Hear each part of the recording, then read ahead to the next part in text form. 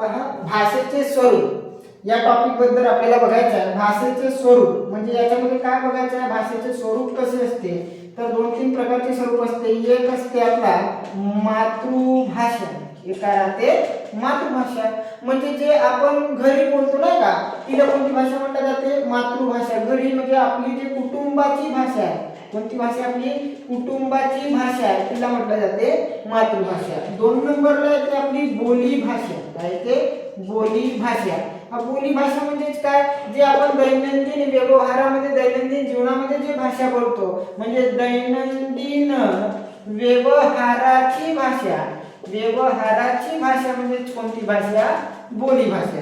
3 नंबरला येते प्रमाण भाषा. जे प्रमाण भाषा आपण नेहमी आपल्या अभ्यासक्रमात म्हणा, इतर आपल्या प्रशासकीय किंवा राजकीय किंवा शास्त्रीय दृष्ट्या आपण तिचा वापर करतो तिला प्रमाण भाषा म्हणतात. म्हणजे प्रमाण भाषा म्हणजे काय म्हणता येईल, राजकीय दृष्ट्या किंवा प्रशासकीय दृष्ट्या किंवा शास्त्रीय दृष्ट्या जिचा आपण वापर करतो तिला प्रमाण भाषा असे म्हणतात. आपण कोणत्याही कामामध्ये ज्या भाषेचा आपण वापर करतो म्हणजे प्रशासकीय काम असो, राजकीय असो किंवा शास्त्रीय काम असो, जे आपण शालेय जीवनामध्ये सुद्धा आपण जे भाषा वापरता ती भाषा म्हणजे कोणती भाषा आहे, प्रमाण भाषा. 4 नंबरचा जो प्रकार आहे ते भाषेच्या स्वरूपामध्ये. आपण भाषेच्या स्वरूपात का भाषेचे स्वरूप कसे कसे असू शकते. एक तर ती मातृभाषा असू शकते किंवा ती बोली भाषा असू शकते किंवा ती प्रमाण भाषा असू शकते. आणखी काही इतर ज्या भाषा आहेत ज्यांचा वापर आपण, कारण की भाषेला आपण काय म्हटलं होता, एखाद्या नदीच्या प्रवाहाची आपण उपमा दिला होता. कोणाच्या प्रवाहाची, नदीच्या प्रवाहाची. कारण नदीचा प्रवाह जसा लांब जातो नाही का, म्हणजे नदीचा प्रवाह कधी एका जागी थांबला राहतो का, नाही. म्हणजे भाषा सुद्धा नदीच्या प्रवाहासारखी आहे. दर 10 किलोमीटर अंतरावर भाषा बदलत जाते. आता मी शिकवत आहो, मी असं बोलत आहो, नाही आमच्या भंडारा जिल्ह्याची भाषा म्हणजे पुरा खतरनाक कार्यक्रम आहे नाही का. तसा बोलायला गेला तर तुम्हाला थोडासा समजत म्हणजे प्रत्येक जिल्ह्यातल्या व्यक्तीला समजणार नाही ना. म्हणून मी कोणती भाषा वापरत आहो, प्रमाण भाषा.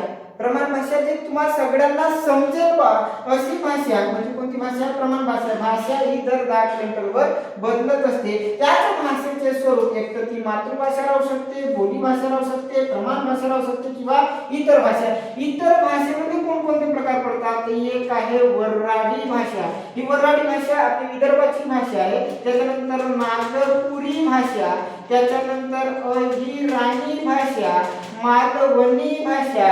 एक आहे अजून आपली कोणती भाषा जी आपण इकडे भंडारा जिल्हा गोंदिया जिल्हा बोलतो तिला म्हणतात झाडी बोली. कोणती आहे, झाडी बोली. ह्या इतर भाषा झाल्या. म्हणजे भाषेचे स्वरूप आपल्याला सांगता येतील नाही का. त्याच्यानंतर आपण म्हणू शकतो हलबी भाषा. कोणती भाषा, हलबी भाषा. अहिराणी, नागपुरी, वऱ्हाडी, झाडी बोली, हलबी भाषा. त्याच्यानंतर अजून एक भाषा आहे जी कोकणात बोलली जाते, कोकणी भाषा. आणि पहा या कोकणी भाषेला आपण म्हणताना कोणत्या भाषेचा दर्जा भेटला आहे नाही का, ते माहित पाहिजे आपल्याला. कोणत्या भाषेचा, बोडो, डोंगरी, मैथिली, संताली ह्या ज्या भाषा आहेत ह्या भाषा कोणत्या म्हणजे प्रत्येक भाषेच्या मध्ये आपल्याला माहित असलं पाहिजे. कारण की हा जो भाषा प्रकार आहे, हा जो भाषा प्रकार आहे आपल्या भारतीय संविधानामध्ये अनुसूची 8 मध्ये टोटल 22 भाषांना प्रादेशिक भाषेचा दर्जा मिळालेला आहे नाही का. त्या सर्व 22 भाषांबद्दल आपल्याला माहिती असणे आवश्यक आहे. पहिले जेव्हा 14 भाषा होत्या त्याच्यानंतर वाढल्या, नंतर एक वाढली, एक सिंधी भाषा आली, 15 भाषा, मग 16, 17, 18, मग साधारण ते नंतर शिकली मी तुम्हाला कोणकोणती आल्या. तर एक आली नेपाली, मणिपुरी, कोकणी. हे कोकणी भाषा आलेली आहे कशामध्ये, अनुसूची 8 मध्ये. तर ह्या काय आहे, इतर भाषा आहेत. हे आहे आपले भाषेचे स्वरूप. याच्यानंतरचा जो टॉपिक आहे त्याला म्हटलं जाते, कोणता आहे टॉपिक, मी लिहून दिलं होतं मग, कोणता आहे, भाषिक कौशल्याच्या पायऱ्या.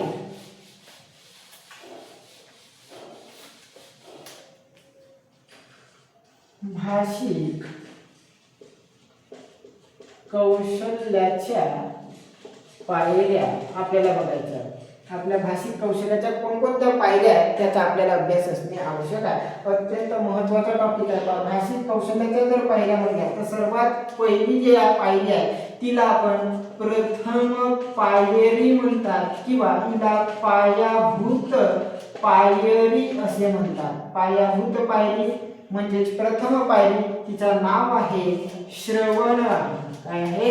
श्रवण कौशल्य. आपण कौशल्याच्या पायऱ्या पाहतो ना, भाषिक कौशल्याच्या पायऱ्या सर्वात पहिली जी पायरी आहे तिला श्रवण कौशल्य असे म्हणतात. ही प्रथम पायरी आहे श्रवण कौशल्य.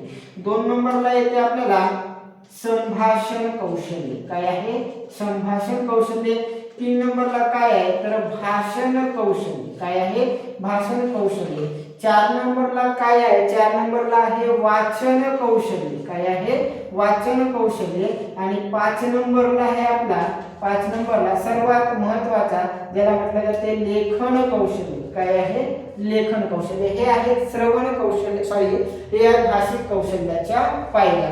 भाषिक कौशल्याच्या पायऱ्यामध्ये पायाभूत पायरी म्हणजे श्रवण पायरी ही झाली सर्वात खाली आहे. पहिली पायरी म्हणला पायाभूत म्हणला तर लेखन पायरीला शिखर पायरी असे म्हणतात. कोणती पायरी म्हणतात? शिखर पायरी असे म्हणतात. वाचन जे कौशल्य अत्यंत महत्त्वाचे आहे आणि यालाच ज्ञान भंडाराची पायरी असे याला म्हणतात. कोणाला? वाचन कौशल्याला ज्ञान भंडाराची पायरी असे म्हणतात. राहिला काय? भाषण कौशल्य आणि संभाषण कौशल्य हे दोन्ही कौशल्ये श्रवण पायरीवर अवलंबून आहेत. श्रवण म्हणजेच काय? ऐकणे. आपण म्हणतो ना एक चांगला श्रोता चांगला वक्ता बनू शकते, म्हणजे जो ऐकू शकते तो चांगला संभाषण करू शकते, चांगला भाषण करू शकते. म्हणून ह्या दोन्ही पायऱ्या ह्या श्रवण कौशल्यावर अवलंबून आहेत. वाचन कौशल्याला ज्ञान भंडाराची पायरी तर लेखन कौशल्याला शिखर पायरी असे म्हणतात. सर्वात प्रथम पायरी आपण श्रवण कौशल्याला म्हणतो. त्याच्यानंतर आपल्याला श्रवण कौशल्याचे 3 भाग बघायला मिळतात. 1, 2 आणि 3. कोणाचे? या श्रवण कौशल्याचे 3 भाग आहेत. एक आहे अश्रवण. एक काय आहे? अश्रवण. अश्रवण म्हणजेच काय तर लक्ष न देता ऐकणे. लक्ष न देता ऐकणे त्यालाच म्हणले जाते अश्रवण. आता हा मी इतका डीप मध्ये जाण्याच्या काम म्हणजे पोलीस भरतीला इतका विचारणार आहे का? नाही. हा विचारते कोणाला? टीईटी. कोणाला विचारते? टीईटी टीचर एलिजिबिलिटी टेस्ट किंवा आपण म्हणू शकता संयुक्त कंबाईन परीक्षा ज्या आहेत म्हणजे राज्य सेवा आहे आणि राज्य सेवेअंतर्गत घेतल्या जाणाऱ्या ज्या परीक्षा आहेत म्हणजे एमपीएससी थ्रू जे घेतल्या जाणाऱ्या परीक्षा त्याच्यामध्ये याच्यावर प्रश्न विचारू शकते. ठीक आहे. त्यामुळे आपल्याला क्लिअर असणे आवश्यक आहे टॉपिक. पहा भाषिक कौशल्याच्या पायऱ्या.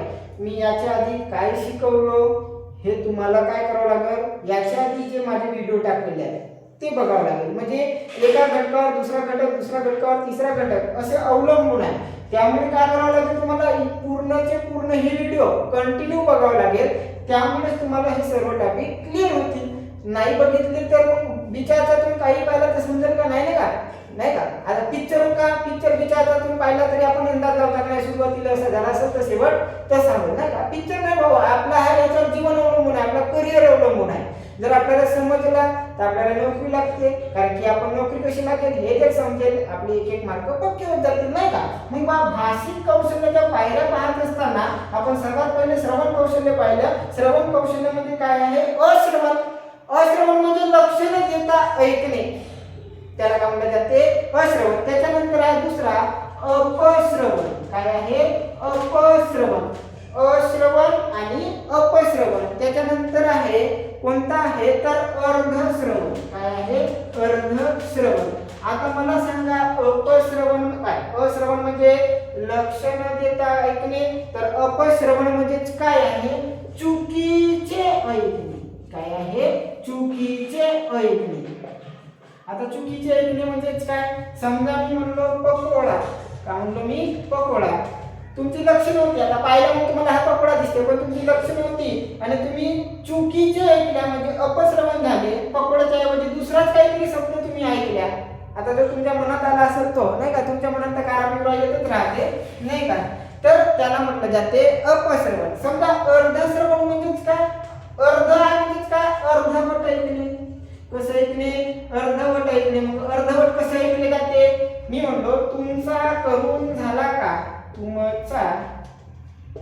तुमचा करून झाला का? हा तुम्ही अर्धवट ऐकले. मला हे म्हणायचं होतं तुमचा जेवण करून झाला का? तुमचा जेवण करून झाला का? मला असं म्हणायचं होतं पण तुम्ही कसं ऐकले? अर्धवट ऐकले. म्हणजे त्याला काय म्हणतात? अर्धश्रवण असे म्हणतात. ठीक आहे, हे समजलं संकल्पना. श्रवण अपश्रवण हे लक्षात आलं पाहिजे. श्रवण कौशल्याचे काय? अश्रवण, अपश्रवण, अर्धश्रवण. त्याच्यानंतर या दोघांच्या पायऱ्या अवलंबण्याचे, याचे दोघांचे पाठ बघायला मिळत नाही. जसं श्रवणचे आपल्याला बघायला मिळते 3, कारण की हे दोन्हीचे दोन्ही कोणावर अवलंबून आहे? श्रवण कौशल्य. त्याच्यानंतर वाचन कौशल्याचे पण आपल्याला पाठ बघायला मिळतात. कोणकोणते बघायला मिळतात? तर त्याच्यामध्ये मूक वाचन. पहिला काय आहे? मूक वाचन. कारण की वाचन बघत आहोत, आपल्याला काय बघावं लागेल? मूक वाचन. दुसरं आहे प्रकट वाचन. काय आहे? प्रकट वाचन. आणि तिसरं काय आहे? गती वाचन. काय आहे? गती वाचन. मूक वाचन म्हणजे काय? मनातल्या मनात वाचणे म्हणजे त्याला काय म्हणतात? मूक वाचन. प्रकट वाचन म्हणजेच काय? पहा, आपण जेव्हा शाळा शिकलो पहिलीपासून ते आतापर्यंत जे काय शिकत आलो, पण प्रकट वाचनामध्ये काय होते? पहिले जसं तुम्ही 4थी 5वी मध्ये शिकले असाल, 6वी 7वी मध्ये शिकले असाल, पहिले विद्यार्थ्यांना शिक्षक वाचून दाखवतात. म्हणजे गुरुजी आधी विद्यार्थ्यांना वाचून दाखवतात, मग विद्यार्थी वाचतात. कारण की गुरुजी त्याचे काय उच्चार वगैरे क्लिअर काढून दाखवतात. म्हणजे एखादा उतारा किंवा आपण म्हणतो पॅरेग्राफ म्हणतात, ते गुरुजी पहिले वाचून दाखवतात, नंतर विद्यार्थी वाचून दाखवतो. त्याला काय म्हणतात? प्रकट वाचन. आणि गती वाचन म्हणजे काय? कमी वेळेत जास्त वाचणे. त्याला काय म्हणतात? कमी वेळेत जास्त वाचन, नाही का? कमीत कमी वेळामध्ये जास्तीत जास्त वाचणे, त्याला काय म्हटलं जाते? गती वाचन. त्याच्यानंतर लेखन कौशल्याच्या पायऱ्या, याच्या पण लेखन कौशल्याचे पण भाग पडतात 1, 2 आणि 3. मग कोणकोणते लेखन कौशल्य आहेत? तर सर्वात पहिले आहे श्रुत लेखन. कोणतं लेखन आहे? श्रुत लेखन. श्रुत लेखन म्हणजे श्रुत म्हणजेच काय? ऐकणे, नाही का? श्रुत म्हणजेच काय? ऐकणे. तर मग काय करणे? ऐकून लिहिणे. काय आहे? ऐकून लिहिणे, त्यालाच म्हटलं जाते श्रुत लेखन. ठीक आहे. त्याच्यानंतर दुसरा आहे आपला अनुलेखन. काय आहे? अनुलेखन. आणि 3 नंबरला आहे गती लेखन. काय आहे? गती लेखन. गती लेखन म्हणजे काय आहे? कमी वेळेत जास्त लिहिणे. अनुलेखन म्हणजेच काय? कॉपी करणे. काय करणे? कॉपी करणे. हा कॉपी करणे प्रकार काय आहे? पहा, म्हणजे एखादा उतारा पाहून जसाच्या तसा लिहिणे, त्याला अनुलेखन म्हणतात. गती लेखन म्हणजे कमी वेळेत जास्त लिहिणे. काय आहे? जास्त लिहिणे. हे झाले आपले भाषिक कौशल्याच्या पायऱ्या. भाषिक कौशल्याच्या पायऱ्यामध्ये सर्वात पहिले श्रवण कौशल्य आले, त्याच्यानंतर संभाषण कौशल्य, भाषण कौशल्य, वाचन कौशल्य आणि लेखन कौशल्य. श्रवण कौशल्याला पायाभूत पायरी म्हणतात, म्हणजे प्रथम पायरी म्हणतात. संभाषण कौशल्य आणि भाषण कौशल्य हे श्रवण कौशल्यावर अवलंबून आहे. तर वाचन कौशल्याला ज्ञान भंडाराची पायरी असे म्हणतात. लेखन कौशल्याला शिखर पायरी, म्हणजे ही सर्वात वर आहे म्हणून हिला शिखर पायरी असे म्हणतात. श्रवण कौशल्याचे भाग आहेत अश्रवण, अपश्रवण, अर्धश्रवण. अश्रवण म्हणजे लक्ष न देता ऐकणे, अपश्रवण म्हणजे चुकीचे ऐकणे, अर्धश्रवण म्हणजे अर्धवट ऐकणे. त्याच्यानंतर वाचन म्हणजेच काय? वाचन म्हणजेच काय? ज्ञान भंडारची पायरी. हा एक भाषिक कौशल्याचा काय भाग आहे म्हणून पायरी म्हणतो आपण त्याला. वाचन काय आहे? तर एक आहे मुख वाचन, प्रकट वाचन, गती वाचन. गती वाचन म्हणजे कमी वेळेत जास्त वाचणे. प्रकट वाचन म्हणजे आधी गुरुजी वाचून दाखवतात, नंतर विद्यार्थी वाचतात, त्याला प्रकट वाचन म्हणतात. मुख वाचन म्हणजे मनातल्या मनात वाचणे. लेखन कौशल्याचे भाग कोणते? श्रुत लेखन, अनुलेखन आणि गती लेखन. श्रुत लेखन म्हणजेच काय? ऐकून लिहिणे. अनुलेखन म्हणजेच काय? एखादा उतारा पाहून जसाच्या तसा लिहिणे, त्याला अनुलेखन म्हणतात. तर गती लेखन म्हणजेच काय आहे? कमी वेळेत जास्त लिहिणे. हे झाल्या भाषिक कौशल्याच्या पायऱ्या. धन्यवाद.